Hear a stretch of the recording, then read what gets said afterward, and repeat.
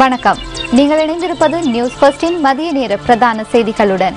முதலில் தலைப்புச் செய்திகள். உலகளாவிய ரீதியில் இந்துக்கள் இன்று சிவராத்திரி விரதத்தை அனுஷ்டிக்கின்றனர். ராஜீவ்காந்தி கொலை வழக்கின் குற்றவாளிகளை விடுதலை செய்யும் தமிழக அரசின் முடிவுக்கு உச்ச நீதிமன்றம் இடைக்கால தடை. தேர்தல் நடைபெறும் பகுதிகளில் உடல் மற்றும் மனோ ரீதியாக வாக்காளர்களுக்கு லஞ்சம் வழங்கும் நடவடிக்கைகள் அதிகரிப்பு. இனி விரிவான செய்திகள். ராஜீவ்காந்தி கொலை வழக்கின் குற்றவாளிகளான நளினி உள்ளிட்ட 4 விடுதலை செய்யும் தமிழக அரசின் முடிவுக்கு உச்சநீதிமன்றம் இடைக்கால தடை விதித்துள்ளது. இந்திய முன்னாள் பிரதமர் ராஜீவ்காந்தி கொலை வழக்கின் குற்றவாளிகளான முருகன், சாந்தன், பேரறிவாளன் ஆகியோருக்கு விதிக்கப்பட்டிருந்த மரண தண்டனை கடந்த 18ஆம் திகதி அந்த நாட்டு உச்ச நீதிமன்றத்தால் ரத்து செய்யப்பட்டது.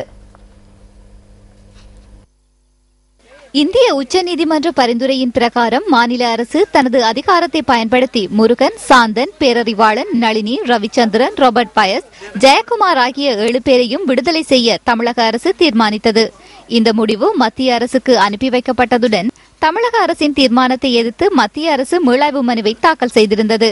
இதனைத் தொடர்ந்து முருகன், சாந்தன், பேரறிவாளன் ஆகியோரின் விடுதலைக்கு உச்சநீதிமன்றம் இடைக்கால தடை விதித்தது. இந்த நிலையில் ஆயுள் தண்டனை விதிக்கப்பட்டிருந்த நளினி, ரவிச்சந்திரன், ராபர்ட் பயஸ், ஜெயக்குமார் ஆகிய 4 விடுவிக்க கூடாது என உச்சநீதிமன்றத்தில் மத்திய அரசு புதிய மனு ஒன்றையும் தாக்கல் செய்தது. இந்த மனுவை இன்று பரிசீலனைக்கு எடுத்துக்கொண்ட உச்சநீதிமன்றம் இவர்கள் 4 விடுதலைக்கு இடைக்கால தடை விதித்துள்ளது. மத்திய அரசின் மனுவை விசாரித்த உச்சநீதிமன்ற தலைமை நீதிபதி பி. சதாசிவம் தலைமையிலான நீதியரசர்கள் குழாம் உச்சநீதிமன்றம் ஆணை பிறப்பிக்கும் வரை ராஜீவ்காந்தி கொலை வழக்கில் நளினி உட்பட 4 பேரையும் விடுவிக்க கூடாது என உத்தரவிட்டது. முறையான ஆலோசனை பெற்று முடிவு எடுக்காததால் ராஜீவ்காந்தி கொலை வழக்கில் தண்டனை பெற்றவர்கள் வெளியே வர முடியாத நிலைக்கு தள்ளப்பட்டுள்ளதாக திராவிட முன்னேற்ற கழக தலைவர் மு. கருணாநிதி கூறியுள்ளார். மு. கருணாநிதி நேற்று வெளியிட்ட அறிக்கையில் இந்த விடயம் தெரிவிக்கப்பட்டுள்ளதாக த ஹிந்து தகவல் வெளியிட்டுள்ளது. இந்திய முன்னாள் பிரதமர் ராஜீவ்காந்தி கொலை வழக்கில் குற்றம் சாட்டப்பட்டவர்களின் விடுதலை குறித்து சிரேஷ்ட வழக்கறிஞரிடம் எந்தவிதமான ஆலோசனைகளும் பெறப்படாத நிலையில் அவசர அமைச்சரவை கூட்டத்தை கூட்டி தீர்மானம் நிறைவேற்றியதன் மூலம் தமிழக அரசு பெருமை தேடிக்கொள்ள முயன்றதாக கருணாநிதி சுட்டிக்காட்டியுள்ளார். மாநில அமைச்சரவையின் முடிவு குறித்து 3 நாட்களுக்குள் மத்திய உள்துறை அமைச்சர் தீர்மானிக்க வேண்டும் என முதலமைச்சர் ஜெயலலிதா மத்திய அரசாங்கத்திற்கு காலக்கெடு விதித்திருந்தார். தமிழக முதலமைச்சரின் இந்த தீர்மானம் திரிசங்கு சொர்க்கத்தில் மாட்டிக்கொண்டு விழிப்பதை போன்று காணப்படுவதாகவும் திராவிட முன்னேற்ற கழக தலைவர் தனது அறிக்கையில் ஏளனம் செய்துள்ளார். இந்த அரசியல் அவசர ஆதாயம் காரணமாக உச்ச நீதிமன்ற தீர்ப்பின் அடிப்படையில் ஏற்கனவே விடுதலையாகி இருக்க வேண்டியவர்கள் இன்னும் வெளிவர முடியாத நிலைக்கு ஆளாக்கப்பட்டுள்ளதாக மு. கருணாநிதி தெரிவித்துள்ளார். இதேவேளை நாடாளுமன்ற தேர்தலை காரணமாக வைத்து அதனை நீதிமன்றத்திற்கு அறிவித்து வழக்கில் ஆஜராகாமல் இருப்பதற்கான புது வழிகளை தமிழக முதல்வர் ஜெயலலிதா தேடுவதாக திராவிட முன்னேற்ற கழக தலைவர் மு. கருணாநிதி குற்றம் சாட்டியுள்ளார். காணாமல் போனோர் தொடர்பில் விசாரணை செய்வதற்கு நியமிக்கப்பட்ட ஜனாதிபதி ஆணைக்குழுவின் அடுத்த கட்ட விசாரணைகள் மட்டக்களப்பில் இடம்பெறவுள்ளன.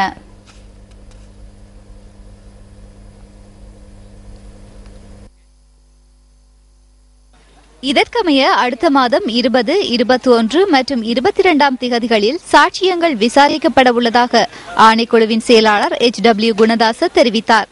பிரதேச செயலாளர் பிரிவுகளின் ஊடாக சாட்சியங்கள் பதிவு செய்யப்பட உள்ளதாகவும் அவர் குறிப்பிட்டார். இந்த ஆணைக்குழுவின் முதற்கட்ட விசாரணைகள் கிளிநொச்சி மாவட்டத்திலும் 2ஆம் கட்ட விசாரணைகள் யாழ்ப்பாணத்திலும் இடம்பெற்றமை குறிப்பிடத்தக்கது. யாழ் மாவட்டத்தில் 809 புதிய முறைப்பாடுகளும் கிளிநொச்சி மாவட்டத்தில் 149 புதிய முறைப்பாடுகளும் கிடைக்கப்பெற்றுள்ளதாக ஆணைக்குழுவின் செயலாளர் HW குணதாச மேலும் குறிப்பிட்டார்.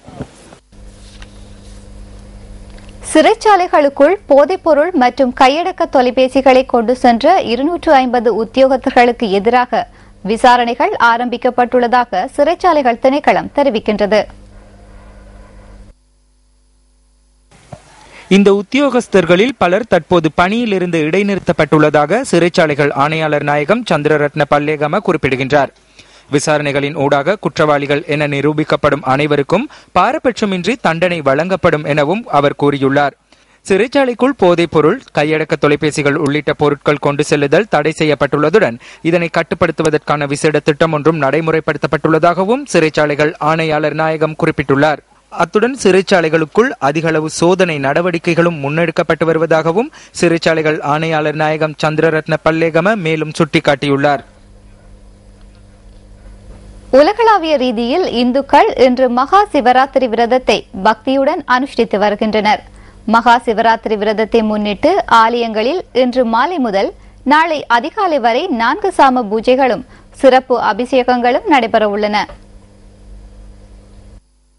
மகா சிவராத்திரி இந்துக்களால் கொண்டாடப்படும் சிவனுக்குரிய விரதமாகும். வருடாந்தம் மாசி மாதத்தின் கிருஷ்ணபட்ச சதுர்த்தசி திதியில் மகா சிவராத்திரி விரதம் அனுஷ்டிக்கப்படுகின்றது.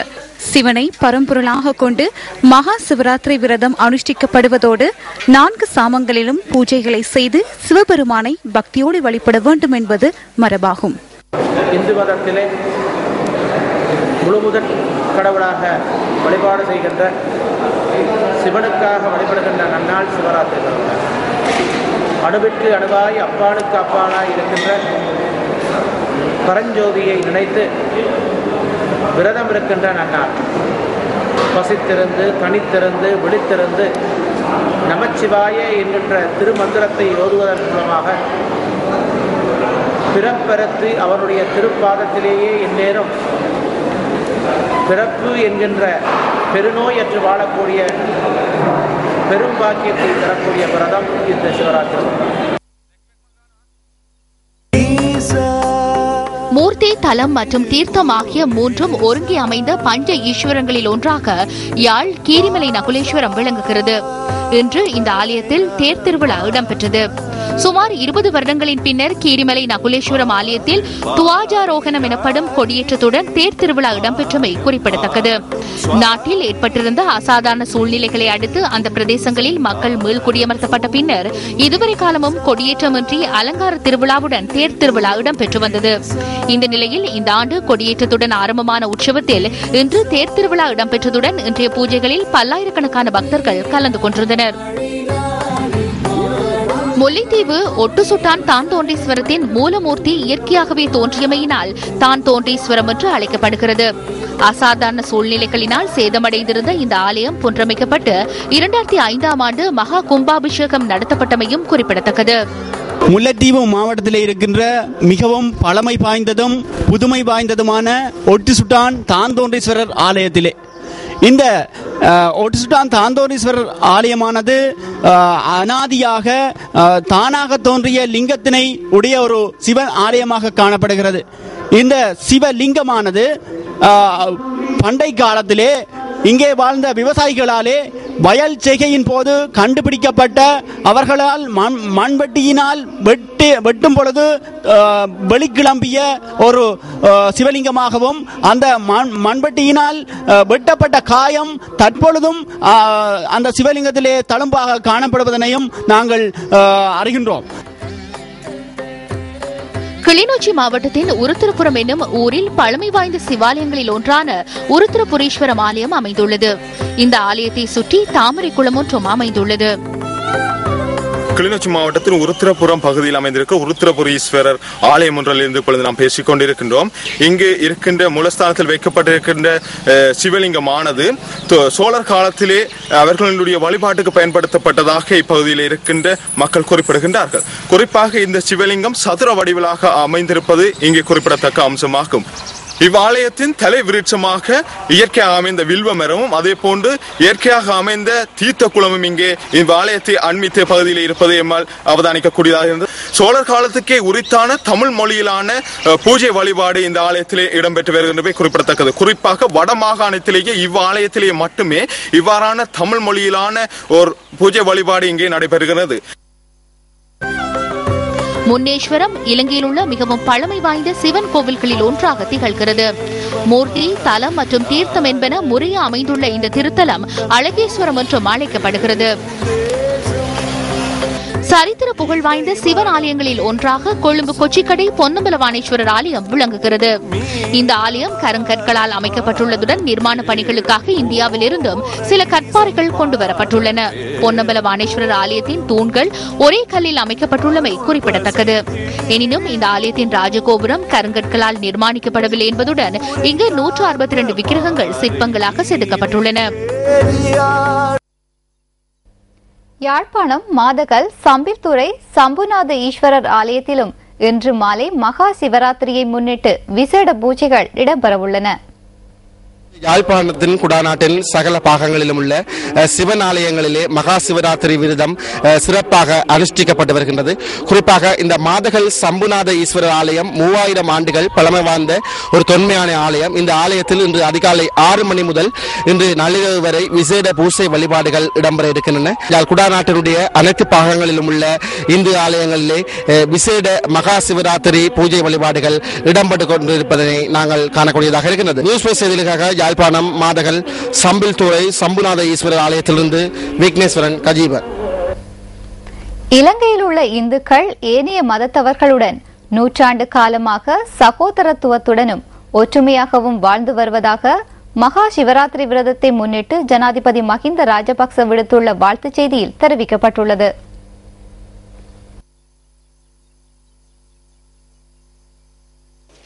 சிவராத்திரி விரதத்தை ஒற்றுமையுடனும் புரிந்துணர்வுடனும் அனுஷ்டிப்பதற்கான அமைதியான சூழ்நிலை நாட்டில் ஏற்பட்டுள்ளதாக ஜனாதிபதி கூறியுள்ளார்.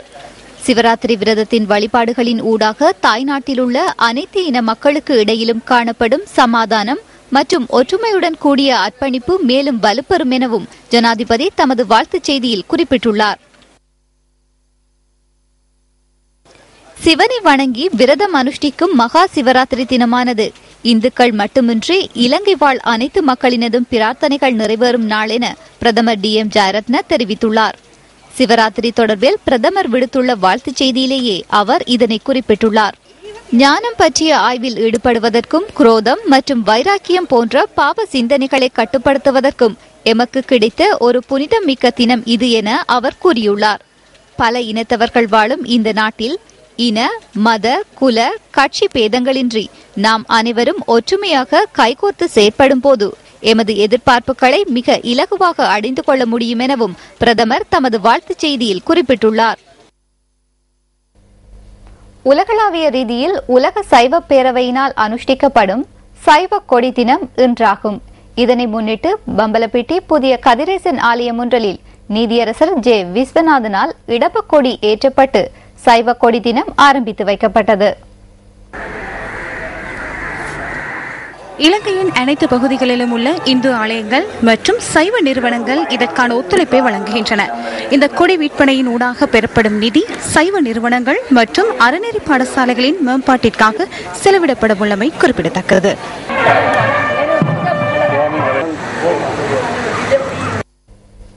மகா சிவராத்திரியை முன்னிட்டு நாட்டில் உள்ள இந்து பாடசாலைகளுக்கு நாளை விடுமுறை வழங்குவதற்கு கல்வி அமைச்சு நடவடிக்கை எடுத்துள்ளது.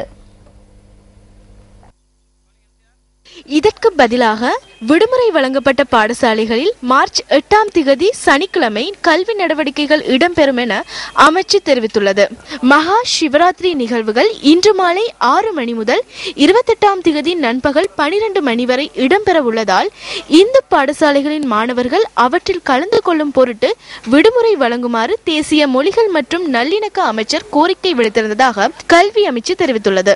இது தொடர்பில் அனைத்து மாகாணங்களினதும் கல்வி அமைச்சின் செயலாளர்கள் மற்றும் கல்வி பணிப்பாளர்களுக்கு அறிவிக்கப்பட்டுள்ளதாகவும் அமைச்சு குறிப்பிட்டது. மாகாண சபை தேர்தல் நடைபெறும் பகுதிகளில் உடல் ரீதியான மற்றும் மனோ ரீதியான வாக்காளர்களுக்கு லஞ்சம் வழங்கும் நடவடிக்கைகள் அதிகரித்து வருவதாக தேர்தல் கண்காணிப்பாளர்கள் தெரிவிக்கின்றனர். கடந்த சில தினங்களில் இது அதிகரித்து வருவதாக பெப்ரல் அமைப்பின் நிறைவேற்று பணிப்பாளர் ரோஹன ஹெட்டியாராச்சி குறிப்பிடுகின்றார். தேர்தலுடன் தொடர்புடைய 227 முறைப்பாடுகள் கிடைக்கப்பெற்றுள்ளதாகவும் அவர் குறிப்பிட்டார்.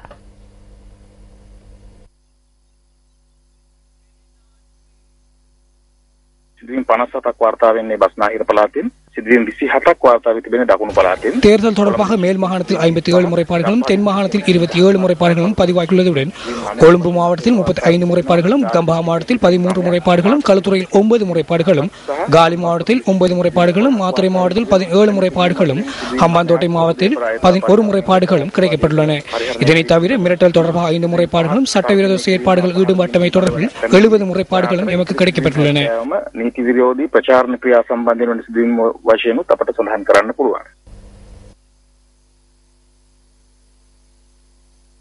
இதேவேளை மேல் மற்றும் தென்மாகாண தேர்தலுக்கான வேட்புமனு தாக்கல் செய்த தினத்திலிருந்து தேர்தல் சட்டங்களை மீறிய 151 முறைப்பாடுகள் கிடைக்கப்பட்டுள்ளதாக மனித உரிமைகளுக்கான நிபுணர் ஒன்றியத்தின் தேர்தலை கண்காணிக்கும் வலையமைப்பு தெரிவிக்கின்றது.